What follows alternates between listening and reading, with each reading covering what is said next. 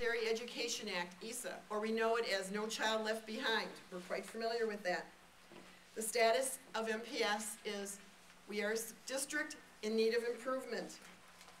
Milwaukee Public Schools has not made progress in 5 consecutive years in this program, in reading and math at all levels. This was taken out of the corrective action plan that Milwaukee Public Schools is now under by the Department of Public Instruction. Other concerns we have in our community in MPS. The courts found that MPS failed to provide special education services to children who needed them. Our source here was Jamie S. versus Milwaukee Public Schools.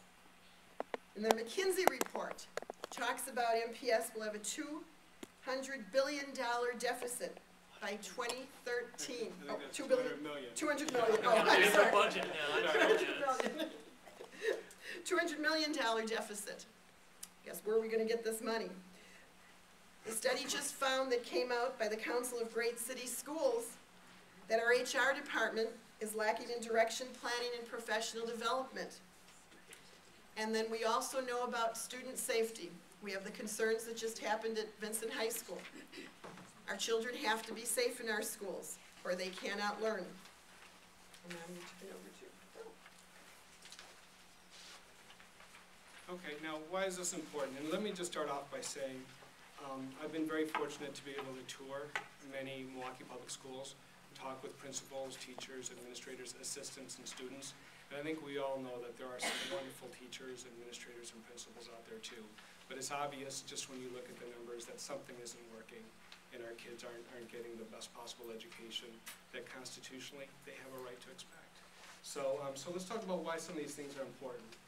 The Alliance for Excellent Education, 90% of the fastest growing professions out there, the job fields that are growing the quickest, require either some kind of vocational or post-secondary college or university level education.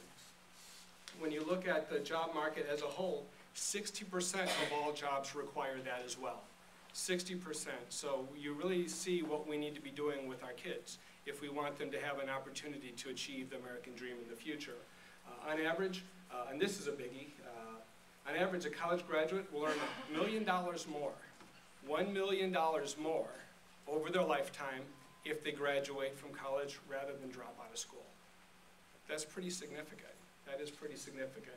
On average, a college graduate will live longer and have a healthier life. And I say this, and with only having 10 minutes here, it's kind of difficult to say. Put it in a global context. 20 years ago, the U.S. was ranked #1 for quality and quantity of high school and college graduates.